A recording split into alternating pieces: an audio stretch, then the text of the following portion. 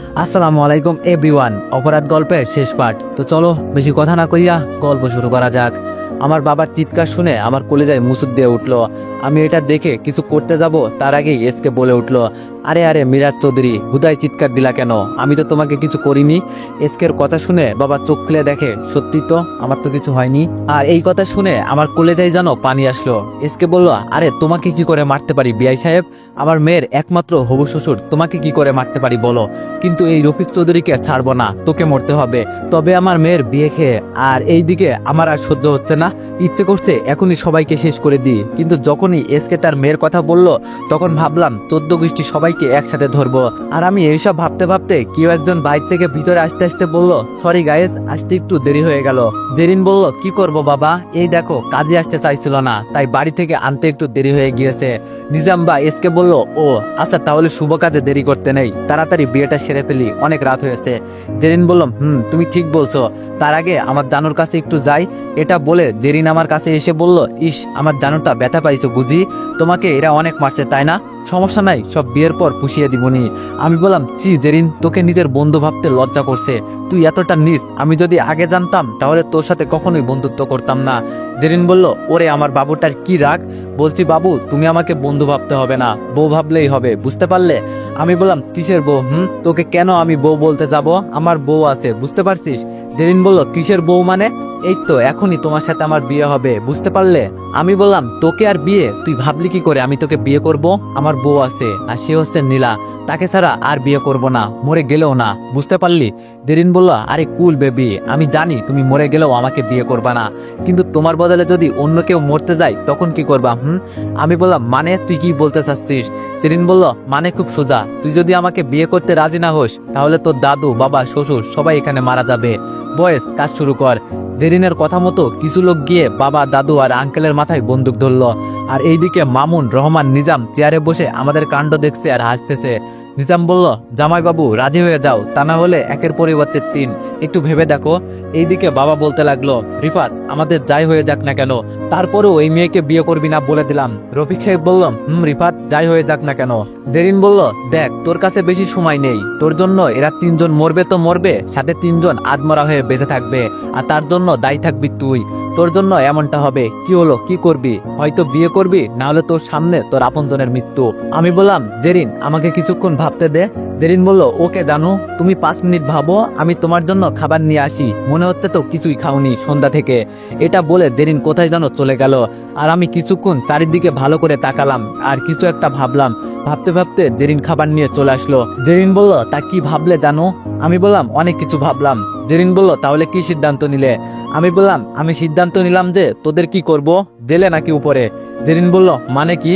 আমি জেরিনের কথাই কিছু না বলে মুচকে হাসি দিলাম। আমার এমন মুচকে হাসি দেখে নিজাম মানে এসকে দাঁড়িয়ে গেল, কারণ সে বুঝতে পারছে এখানে কিছু একটা হতে যাচ্ছে। নিজাম দাঁড়িয়ে চুপি চুপি পালিয়ে যেতে গেলে আমি বললাম, কি স্যার, মেয়েকে বিপদে রেখে পালিয়ে যাচ্ছেন কেন? জেরিন হেসে বলল, বিপদ? পাগল টাগল হয়ে গেলি নাকি? তুই এখন আমাদের আন্ডারে, বুঝতে পারছিস? আমি একটু হেসে বললাম, পাগল আমি না রে, পাগল তোরা। কে কার আন্ডারে দেখতে চাস তাই না? তাহলে দেখ জেরিন। এটা বলে শুট বলতে আমার বাবা, দাদু আর আঙ্কেলকে বন্দুক ধরা লোক 3 জন মাটিতে পড়ে গেল। এটা দেখে রহমান, মামুন, জেরিন অবাক হলেও নিজামুদ্দিন অবাক হলো না, কারণ তার ভালো করে জানা আছে এইগুলো আমি কিভাবে করছি। আর তখনই মামুন আমার মাথায় গুলি ধরলো। আমি বললাম, দেখ ভাই, তুই আমার গুরুজন, তাই বলছি মরতে না চাইলে আমার মাথা থেকে বন্দুক সরিয়ে ফেল। কিন্তু আমার কথা না শুনে বলতে লাগলো, কে মারবে দেখা যাবে। ওই কোন কুত্তার বাচ্চা লুকিয়ে লুকিয়ে মারতেছিস? দম থাকলে সামনে আয়, না হলে এই শালার মাথায় সব গুলি ভরে দিব। এটা বলতে দেরি কিন্তু মামুনের মাথায় গুলি লাগতে দেরি হলো না। সাথে সাথে মামুন আঙ্কেল নিচে পড়ে গেল আর মাথা দিয়ে রক্ত বেরোতে লাগলো। আর এটা দেখে রহমান, নিজাম ভয় পেয়ে গেল, আর জেরিন তো ভয়ে তার বাবাকে গিয়ে জড়িয়ে ধরলো। আমি হেসে বললাম, কি জন্য ভাই শুধু শুধু মারতে গেলি? বুঝলাম না, এখন বুঝ মজা। এইদিকে তাদের ভাড়া করা গুন্ডারা বুঝতে পারছে না কোথা থেকে গুলি করছে, তাই সেখানে থাকা সব ছেলে এলোপাতাড়ি গুলি ছুটতে লাগলো। আর আমি এইদিকে হাসতে লাগলাম। আমার এমন হাসি দেখে রহমান ভয়ে প্লাস রেগে আগুন হয়ে চিৎকার দিয়ে বলল, আরে গাদার দল, বাইরে গুলি না করে ওই রিফাত শালার দিকে গুলি ছোড় বেটা, এই শালা আমাদের বন্ধুকে মেরে দিছে। আর এই কথা শুনে সব ছেলেপিলে আমার দিকে ঘুরতে যাবে তার আগেই বুলেট দিয়ে তাদের বুক ঝাঁঝরা করে দিল আমার লোকেরা। আর লুকিয়ে থাকা আমার লোক এসে সবাইকে গিয়ে ধরে ফেললো। এইসব কি হচ্ছে তা কেউ বুঝতে পারছে না, কি থেকে কি হয়ে গেল। তখন আমি নিজামুদ্দিনকে উদ্দেশ্য করে বললাম, এত অবাক হয়ে লাভ নেই, আপনি জানতেন আমি কি জিনিস, তাও আমাকে নিজের মেয়ের জামাই করতে বাঁচিয়ে রাখছেন। এখন বাপ মেয়ে জেলে বসে ভাবিয়েন এইসব কেমনে হয়েছে। এই রানা, বড় স্যারকে খবর দে, পুরো প্যাকেজ ধরা পড়েছে। আর একজন আমার বাঁধন খুলে দে তো। ওকে ভাই, এটা বলে রানা রাজ্জাক স্যারকে কল দিল। আর একজন আমাকে বাঁধন খুলে দিতেই আমি বাবা দাদুর কাছে দৌড়ে গিয়ে তাদের সবার বাঁধন খুলে দিয়ে বলতে লাগলাম, তোমরা ঠিক আছো তো, তোমাদের কিছু হয়নি তো? বাবা বলল, না বাবা, আমাদের কিছু হয়নি, কিন্তু তুই দেখি অনেক ব্যথা পেয়েছিস। আমি বললাম, আরে ছাড়ো তো এইসব, এগুলো কিছুই না, তোমরা সুন্দর করে সিনেমা দেখো কেমন, আমি ওদের দেখে আসতেছি। এটা বলে আমি তাদের দিকে ফিরতে দেখি রানা 4 জনকে ধরে বেঁধে ফেলছে। তারপর আমি তাদের সামনে গিয়ে বললাম, দেখ তোদের বন্ধু উপরে চলে গিয়েছে, আর তোরা যা করছিস এবং যা করার চেষ্টা করতে চাচ্ছিস এগুলো দেখে আমার মনে হয় না তোদের বেঁচে থাকার অধিকার আছে। জেরিন বলল, রিফাত, আমি তো কিছু করিনি, আমাকে কেন মারবে? আমি তো তোমাকে পেতে চেয়েছি শুধু, কারণ আমি তোমাকে ভালোবাসি। আমি বললাম, চুপ, একদম চুপ, এটাকে ভালোবাসা বলে না, পাগলামি বলে। তুই যদি আমাকে ভালোবাসতিস তাহলে আমার খুশি চিন্তা করতি, তা না করে আমায় বিয়ে করতে আমার পরিবারকে মারতে চেয়েছিস। যেমন বাপ তেমন বাস্তা, তবে তোকে মারবো না, তোকে শাস্তি পেতে হবে। নিজামুদ্দিন বলল, রিফাত আমাকে ছেড়ে দাও, আমি তো তোমার স্যার। আমি বললাম, তো স্যারের গুষ্টি মারি শালা, তুই স্যার হওয়ার যোগ্যতাই নেই। তুই ভাবলি কি করে চট্টগ্রাম শহরের টপ সন্ত্রাসী হলি তুই, তাও তোকে ছেড়ে দিব শালা। রহমান বলল, রিফাত প্লিজ আমাকে ছেড়ে দে, আমার 2 ছেলে তো উপরে গেছে, আমি না হয় এখানে থেকে পাপের বোঝা কমাই। আমি বললাম, তুই এখানে থাকলে তাদের আরো কষ্ট হবে, তাই উপরে যাই ভালো। এইবার 2 জন বলে উঠলো, আমাদের ভুল হয়ে গেছে, আর কখনো এই ভুল করবো না, প্লিজ আমাদের ভালো হওয়ার সুযোগ দে। আমি হেসে বললাম, মৃত্যু যখন কাছে আসে তখন সবাই এমন বলে, আচ্ছা তোরা যখন ভুল বুঝতে পারছিস তাহলে একটা সুযোগ দেওয়া যাক। আমার কথা শুনে তারা তো মহা খুশি। আমি বললাম, তবে তার আগে আমার কিছু কাজ করে দিতে হবে। নিজাম বলল, কি কাজ? আমরা সব করব, তাও তুই আমাদের মারিস না। আমি বললাম, আচ্ছা ওকে। রহমান, এই কাগজগুলাতে সাইন করতো। রহমান বলল, কিসের কাগজ? আমি বললাম, এটা হচ্ছে তোর আর গ্রুপ অফ কোম্পানির দলিল, যেটা এখন আমার নামে করে দিবি। আর এই কোম্পানি ভালো পজিশনে গিয়েছে আমার কোম্পানির কারণে, এই কোম্পানিতে যত টাকা ইনভেস্ট হয়েছে সব আমার কোম্পানির টাকা, তাই কোম্পানিও আমাদের বেশি কথা না বলে সাইন করে দে, বাঁচতে চাস তো। আমার কথা শেষ হতে রহমান সাইন করে দিল। আমি নিজামুদ্দিনকে বললাম, এই কাগজে তুই সাইন কর, যাই একটু আগে আমাদের কাছ থেকে নিয়েছিস। আমার কথা মতো নিজামুদ্দিন কাগজে সাইন করে দিল। আমি বললাম, গুড। এখন রহমান তুই বল, আমার বাপের মিথ্যা অপবাদ দিলি কেন? তারপর রহমান বলতে শুরু করলো, প্রথমত আমি, নিজাম, রফিক আর তোর আব্বু এরা বন্ধু, আমাদের আলাদা আলাদা বিজনেস আছে, কিন্তু তোদের কোম্পানি সবার আগে বড় হয়ে গিয়েছে, তাই মামুনকে তোদের কোম্পানিতে পাঠালাম যাতে তোদের কোম্পানি ডাউন হতে থাকে, কিন্তু তোর বাবার জন্য পারলাম না, তাই যে কোনো কিছু করে তোর বাবাকে সামনে থেকে সরিয়ে দিলাম। আমি বললাম, ভাই তোদের আর কিছু বলতে হবে না, এখন সময় হয়ে গেছে উপরে যাওয়ার। এটা বলে রহমানের মাথায় বন্দুক ধরলাম। রহমান বলল, দেখ রিফাত। আমি বললাম, চুপ, একটা কথাও বলবি না, তোকে বাঁচিয়ে রাখলে আমি জনগণের কাছে অপরাধী হয়ে যাব, যেটা আমি হতে চাই না। গুড বাই, ছেলেটার সাথে ভালো থাকিস। এটা বলে গুলি করে দিলাম, সাথে সাথে মন্ত্রী রহমান মরে গেল। তারপর রানাকে বললাম, রানা এই মেয়েকে এখান থেকে নিয়ে যা। রানা বলল, ওকে ভাই। তারপর আমার কথা শুনে রানা জেরিনকে নিয়ে চলে যেতে লাগলো। এইদিকে আমি এইবার ধরলাম নিজামুদ্দিনকে। কি স্যার, কি ভাবছেন? নিজাম বলল, ভাবছি তুই এইসব মার খাওয়ার আগেও করতে পারতি, কিন্তু এত কিছু পর করলি কেন? আমি একটু হেসে বললাম, আমার অবাক লাগে ভাবতে, তুই এত বড় মাফিয়া হলি কেমনে? আবার আর্মি অফিসার, বুঝতে পারলাম না কোন কোটা দিয়ে আর্মি অফিসার হলি রে ভাই? নিজাম বলল, টাকার কোটায়। আমি বললাম, হতে পারে, এটা তো বাংলাদেশ, সম্ভব। যাই হোক, তোর ভাবনাটা ক্লিয়ার করে দি। প্রথমত তুই যে এসকের লোক এটা আমার ধারণা ছিল, বাট এসকে হবে এটা জানি না। দ্বিতীয়ত আমি শুরু থেকে সব করতে পারতাম, কিন্তু তোকে ধরতে এবং তোর মুখ দেখার জন্য কিছু করিনি। সবশেষে 14 গোষ্ঠী আসার পর আমার কাজ শুরু করলাম। তাহলে এখন আমার কাজ শুরু করি কেমন? এটা বলে নিজামুদ্দিনের মাথায় বন্দুক ধরে যখনই গুলি করতে যাব তখনই জেরিন রানাকে ধাক্কা দিয়ে তার কোমরে থাকা গুলি বের করে আমাকে শুট করে দিল। সাথে সাথে আমি অনুভব করলাম আমার পেটে কেউ গুলি মারছে। আমি পেট ধরে নিজামুদ্দিনের মাথায় গুলি করে বসে পড়লাম। আর তার আগে একটা লোক জেরিনের 4-5টা গুলি করে দিল। জেরিন হেসে বলল, আমি তোকে ভালোবাসি, আর আমি যদি তোকে না পাই তাহলে কাউকে হতে দিব না, এখন মরেও শান্তি পাবো। এটা বলে ছটপট করতে করতে জ্ঞান হারালো। আর এইদিকে দাদু রফিক আঙ্কেল দৌড়ে আমার কাছে এসে আমাকে দাদু ধরে বলল, এই রানা, তাড়াতাড়ি অ্যাম্বুলেন্স ডাক। আর আমি তো দাদুর দিকে তাকিয়ে একটা হাসি দিলাম, কারণ আমার কেন জানি মনে হচ্ছে আজ আমি গভীর ঘুমে তলিয়ে যাব, যেখান থেকে আমাকে আর তুলতে পারবে না কেউ। কারণ এক তো মাথায় প্রচুর ব্যথা করছে, আরেকে তো গুলি খেলাম। একবার চোখ বন্ধ করতে পরিবারের সবার মুখ ভেসে উঠলো। জানি না তাদের সাথে দেখা হবে কিনা। দাদু, আজ আমি সফল, কারণ আমি দেশের জন্য লড়াই করে মরতেছি। দাদু বলল, এটা বলিস না, তুই আবার আমাদের মাঝে আসবি। তুই চোখ খোলা রাখ দাদু ভাই, আমরা আছি, তোর কিচ্ছু হবে না, আমরা আছি তো দাদু ভাই। দাদুর কথা শুনে মুচকে একটা হাসি দিয়ে বললাম, দাদু ভাই, বাবা, মা নেহালকে দেখে রাখিও কেমন, আমি ছাড়া তো তাদের কেউ ছিল না। রফিক আঙ্কেল কান্না করতে করতে বলছে, এমন কথা বলিও না বাবা, তোমার কিছু হবে না, দেখে নিও। আমি বললাম, আঙ্কেল, নীলাকে সামনে রাখিয়েন, ওর যাতে কিছু না হয়, আর ওকে বলবেন আমার জন্য একদম কান্না না করে। তখনই আমার বাবা এসে বলতে লাগলো, তুই যদি এমন কথা আর বলিস তাহলে তোকে একদম মেরে ফেলবো। এটা শুনে আমি একটা মুচকি হাসি দিয়ে বললাম, তোমরা আমাকে ভুলিও না বাবা, দাদু, ভালো থেকো, আমার জন্য একদম কষ্ট পেও না। এটা বলে জ্ঞান হারালাম। আমি চোখ খোলাতে নিজেকে নিজের রুমে আবিষ্কার করলাম, তার মানে আমি মরিনি, বেঁচে আছি তাহলে। তখনই অনুভব করলাম আমার ডান হাত ভারী হয়ে আছে, তাই ডান হাতের দিকে তাকাতেই দেখি নীলা বসে আমার হাতে মাথা রেখে ঘুমিয়ে আছে। দেখলাম মেয়েটা শুকিয়ে গিয়েছে, মনে হয় ঠিকমতো খায় না, ঠিকমতো ঘুমায় না, চোখের নিচে কালো দাগ পড়ে গিয়েছে, আগের মতো চেহারায় উজ্জ্বল ভাবটা নেই। নীলার দিকে তাকিয়ে এইসব ভাবছি, তখনই দেখলাম নীলা নড়াচড়া করছে, তাই আমি ঘুমের ভান ধরলাম। এইদিকে নীলার ঘুম ভাঙতে আমার দিকে এক দৃষ্টিতে তাকিয়ে আছে আর বলছে, এই রিফাত, আর কত ঘুমাবা? এইবার তো ওঠো, আজ 3 দিন ধরে তোমার সাথে কথা বলতে পারছি না। আমি তো অবাক, আমি 3 দিন ধরে অজ্ঞান হয়েছিলাম। নীলা বলল, তুমি আমার উপর রাগ করে আছো ওই দিনের জন্য? যদি রাগ করো তাহলে সরি বাবু, তারপরও আমার সাথে কথা বলো। এই, তুমি যদি আমার সাথে কথা না বলো তাহলে আমিও তোমার সাথে কথা বলবো না, বলে দিলাম।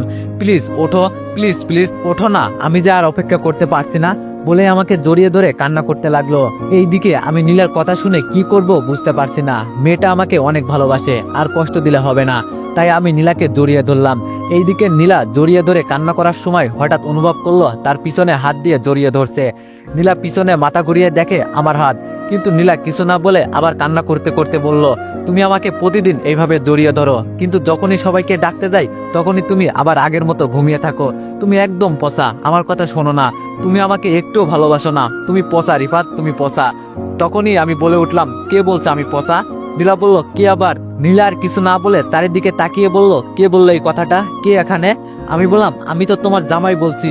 এটা বলতে নীলা আমার দিকে ঘুরে দেখে আমি চোখ খুলে তার দিকে তাকিয়ে আছি। নীলা আমার চোখ খোলা দেখে কিছুক্ষণ একদিনে আমার দিকে তাকিয়ে আছে, আর আমি তাকিয়ে আছি নীলার শুকিয়ে যাওয়া মায়াবী চেহারার দিকে। এইভাবে কতক্ষণ তাকিয়েছিলাম বলতে পারবো না। হঠাৎ করে নীলা আমার গালে মুখে চুমু করতে লাগলো। তার এমন কাজ দেখে আমি কি বলবো খুঁজে পাচ্ছি না। নীলা বলল, রিফাত, তোমার ঘুম ভাঙছে তাহলে? আমি বললাম, পাগলি, আমার ঘুম ভাঙছে। নীলা বলল, আচ্ছা তুমি শুয়ে থাকো, আমি সবাইকে খুশির কথা বলে আসি। এটা বলে নীলা দৌড়ে রুমের বাইরে চলে গেল। আমি বললাম, পাগলি একটা, আমি অনেক ভাগ্যবান, আমি নীলার মতো একটা জীবন সঙ্গী পেয়েছি। আল্লাহ, তোমার কাছে অনেক অনেক শুক্রিয়া। এইসব ভাবতে ভাবতে দেখি মা, বাবা, দাদু, আমার শ্বশুর শাশুড়ি সবাই হাজির। মা তো আমার কাছে এসে মাথায় হাত বুলাতে বুলাতে বলল, বাবা, তোর জ্ঞান ফিরছে তাহলে? আমি বললাম, মা। মা বলল, ডাক্তার বলছিল 4 দিনের মধ্যে যদি তোর জ্ঞান না ফিরে আসে তাহলে তুই কোমায় চলে যাবি। জানিস তোর জন্য আমরা কত কান্নাকাটি করছি, আল্লাহর কাছে সবসময় দোয়া করতাম তোকে যেন সুস্থ করে দেয়। আমি বললাম, দেখো, আল্লাহ আমাকে সুস্থ করে দিছে। মা বলল, আমি আর তোকে ওই চাকরি করতে দিব না। একবার ছেলেকে হারাতে বসছিলাম, আর না, আমাদের কি কম আছে যে তোকে ওই চাকরি করতে হবে? আমি বললাম, না, তারপরও দেশের জন্য কাজ করতে ভালো লাগে, নিজের মধ্যে এক অন্যরকম আত্মবিশ্বাস জাগে। মা বলল, তুই যেটাই বলিস না কেন, আমি তোকে আর ওই কাজ করতে দিব না। দাদু বলল, তুমি কেন? আমরা কেউকে আর ওই কাজ করতে দিব না। আমি বললাম, আচ্ছা ঠিক আছে, আমি আর করব না, এখন খুশি? মা বলল, খুশি। রফিক আঙ্কেল বলল, জানো বাবা, আমরা তো প্রায় ধরেই নিছি তুমি কোমায় চলে যাবা, কিন্তু নীলা, তার বিশ্বাস ছিল তোমার নাকি জ্ঞান ফিরবে। তখন আমার শাশুড়ি বলল, দেখো, আমার মেয়েটার দিকে তাকিয়ে দেখো, তোমার সেবা করে কিন্তু নিজে ঠিক মতো খায় না, সারাদিন তোমার রুমে বসে কান্না করতো। এটা শুনে নীলার দিকে তাকাতেই দেখি নীলা নিচের দিকে তাকিয়ে আছে। আমি বললাম, তা আমাকে হাসপাতাল থেকে কখন আনলে? বাবা বলল, কাল রাতে আনছি, কারণ ডাক্তার বলছে তুই পুরো সুস্থ, কিন্তু মাথায় চোট পাওয়ার কারণে কোমায় চলে যাওয়ার সম্ভাবনা ছিল। আর ডাক্তার তো বলে দিছে কাল রাতে তুই নাকি কোমায় চলে গেছিস। এটা শুনে নীলা ডাক্তারকে কত কিছু না বললো। আমি বললাম, ও তার জেরিন কি মারা গেছে নাকি বেঁচে আছে? এই কথা বলতে নীলা বলে উঠলো, ওই কুত্তা এখনো ভালো হসনি, তার আগে ওই ডাইনির খোঁজ নেওয়া শুরু করে দিয়েছিস। সে তোকে মারতে চেয়েছে গাধা, তারপরও কেন ওর প্রতি তোর এত টান? আমি বললাম, আরে তুমি এমন রাগ করছো কেন? আমি তো বলছি মারা গেছে নাকি বেঁচে আছে। নীলা বলল, তো বেঁচে থাকলে বুঝি বিয়ে করতে? তার আগে তুই এটা ভাবলি কি করে সে বেঁচে যাবে আর আমি তাকে বাঁচতে দিব? তার সাহস কত আমার কলিজাকে নাকি মেরে বেঁচে যাবে? এইদিকে নীলার এমন রাগীভাবে কথা বলা দেখে সবাই আস্তে করে চলে গেল। তখন আমি তার হাত ধরে টান দিয়ে নিজের কাছে নিয়ে আসলাম। আমি বললাম, বাহ বাহ, এত রাগ আমার বউয়ের? নীলা বলল, রাখবো না তো কি? তুমি খালি আমার সামনে ওই মেয়ের নাম কেন নাও বুঝি না। আমি বললাম, তোমাকে রাগাতে? আসলে তোমার রাগী মুখটা দেখতে আমার অনেক ভালো লাগে। নীলা বলল, এমন রাগাতে রাগাতে দেখবা একদিন হারিয়ে যাব, তখন কাকে রাগাবা? এই কথা শুনে নীলার মাথায় আলতো করে একটা থাপ্পড় দিয়ে বললাম, এই পাগলি, আমাকে রেখে কোথায় যাবি? আমাকে ছেড়ে যাওয়ার কথা ভাবলে ঠ্যাং ভেঙে রেখে দিব। নীলা বলল, ওমা তাই বুঝি? আমি বললাম, আচ্ছা, অনেক ক্ষুধা লাগছে, যাও তোমার আর আমার জন্য খাবার নিয়ে আসো, আমি ফ্রেশ হয়ে আসি, কেমন? নীলা বলল, উপস, আমি ভুলেই গেছি তোমার যে ক্ষুধা লাগছে। এটা বলে আমার উপর থেকে উঠতে গিয়ে উঠলো না। আমি বললাম, কি হলো, আবার যাচ্ছ না যে? নীলা বলল, যাবো ঠিক আছে, কিন্তু তার আগে আমার এতদিনের পাওনা বাকি আছে, সেইগুলো দাও। আমি বললাম, পাওনা মানে? নীলা বলল, পাওনা মানে এতদিন যে ইয়েগুলো দাওনি সেইগুলো আর কি। আমি বললাম, আরে সেইগুলো পরে, এখন যাও তো দেখি। নীলা বলল, আচ্ছা পরে কি, একটা নিব সেটা দাও। আমি বললাম, না পরে। নীলা আর কিছু বলতে না দিয়ে তার আগে আমার ঠোঁট দখল করে নিল। হঠাৎ করে তখনই দরজার সামনে এসে নিয়াল বলে উঠল, আমি কিছু দেখি নাই। এই কথা শুনে তাড়াতাড়ি করে নীলাকে ছেড়ে দিলাম আর নীলা দৌড়ে নিচে চলে গেল। আমি বললাম, ওই নেহালের বাচ্চা, তুই এখানে কি? নেহাল বলল, ওই সময় ওয়াশরুমে থাকার কারণে তোমাকে দেখতে আসতে পারিনি, কিন্তু এখন এসে আমি কিন্তু কিছু দেখিনি। আমি বললাম, হালা, ভিতরে ঢোকার আগে নক করবি না? নেহাল বলল, নিজের দরজা বন্ধ করবে না আর আমি আসলেই দোষ। আচ্ছা ছাড়ো এসব, এখন কেমন আছো?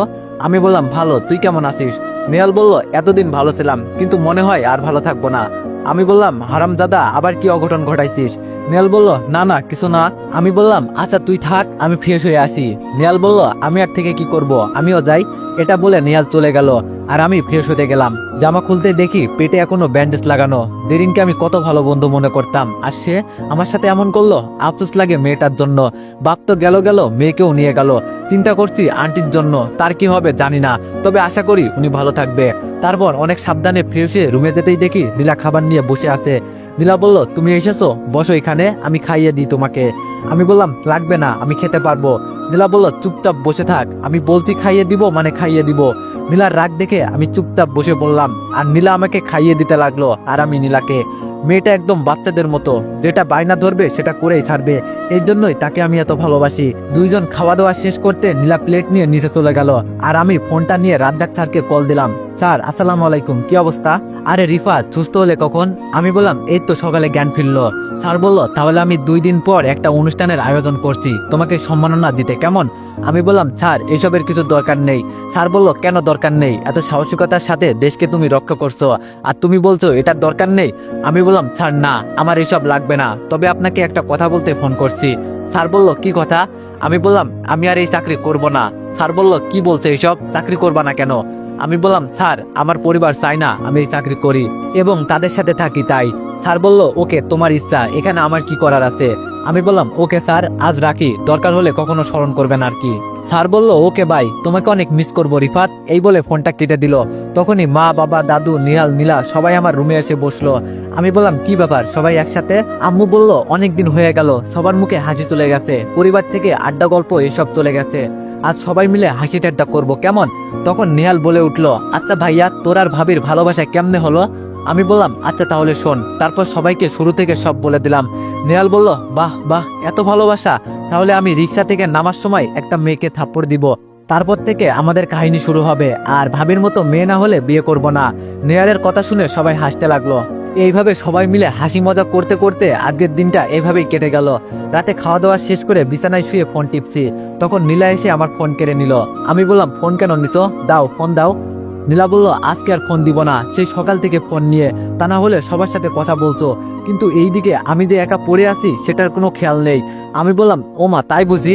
নীলা বলল, আমি বললাম, আচ্ছা বুকে আসো, তুমি আমাকে জড়িয়ে ধরে রাখো আর আমি তোমার সাথে গল্প করবো, কেমন? নীলা বলল, না আমি গল্প করব না। আমি বললাম তাহলে কি?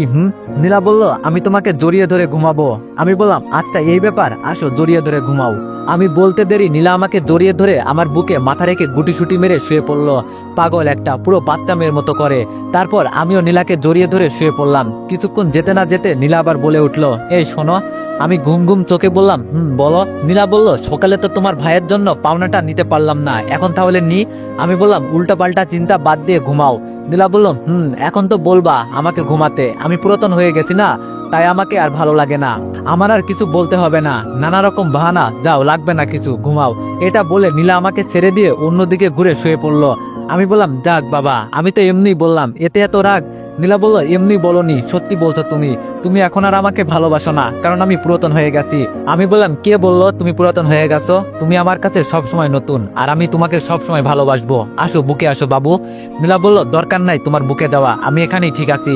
পাগলি মনে হয় অনেক বেশি রাগ করছে, তাই আমি নীলাকে জড়িয়ে ধরে বললাম আচ্ছা সরি, আর এমন কথা বলবো না, তুমি যত পাও না সব মিটিয়ে ফেলো। নীলা বলল ছাড়ো আমাকে, আদিক্ষেতা দেখাতে হবে না, যাও ঘুমাও। আমি বললাম এই যে আমার নীলা পাগলি, দেখো কান ধরে সরি বলছি, এমন কথা আর বলবো না। নীলা বলল কান ধরতে হবে না। আমি বললাম তাহলে? নীলা বলল আমাকে প্রপোজ করতে হবে। আমি বললাম তাহলে এই ব্যাপার। তারপর আমি বিছানায় বসলাম আর নীলাকেও টেনে তুললাম। তারপর আমি বলতে শুরু করলাম, আমি প্রেমিক তা জানি না, ভালোবাসা কি তা বুঝি না, আমি শুধু এতটুকুই বুঝি আমি তোমাকে চাই। তোমার হাতে হাত রেখে জ্যোৎস্না আলো ভরা চাঁদ দেখতে চাই। আমি চাই শীতের সকালে দুইজন এক চাদরে খালি পায়ে সেই শিশির ভেজা ঘাসে হাঁটতে চাই। আমি শুধু চাই তুমি আমার 4-5টা বাবুর আম্মু হবে। থাকবে কি আমার ইচ্ছে পূরণের সাথী হয়ে সারা জীবন? হবে কি আমার ফাজিল বাচ্চার মা হয়ে? আমি এই কথাগুলো বলে দুই হাত দুই দিকে ছড়িয়ে দিলাম। আর সাথে সাথে নীলা আমাকে জড়িয়ে ধরে বলল থাকবো তোমার ইচ্ছে পূরণের সাথী হয়ে, হব তোমার বাচ্চার আম্মু হয়ে। তা জামাই সাহেব? আমি বললাম বলো বউ সাহেবা, তা শুধু কি বাচ্চার আম্মু হতে বললে হয়ে যাব নাকি? আমি বললাম না তো, কাল সকালে নিয়ে আনবুনি মার্কেট থেকে, কেমন? নীলা বলল গাধা, আনরোমান্টিক আবল একটা, তোর দ্বারা কিচ্ছু হবে না, যা করার আমাকেই করতে হবে। এটা বলে নীলা আমার ঠোঁটের উপর ঝাঁপিয়ে পড়ল। বাকিটা ইতিহাসের শেষ পৃষ্ঠায় পাবেন। কেমন? এইভাবে তাদের রাগ অভিমান হাসি কান্নার মাঝে সুন্দর করে জীবনটা যেন চলে, তার জন্য সবাই দোয়া করবেন। আল্লাহ হাফেজ, সবাই ভালো থাকবেন, সুস্থ থাকবেন। গল্প কেমন হয়েছে কমেন্টে জানাতে ভুলবেন না।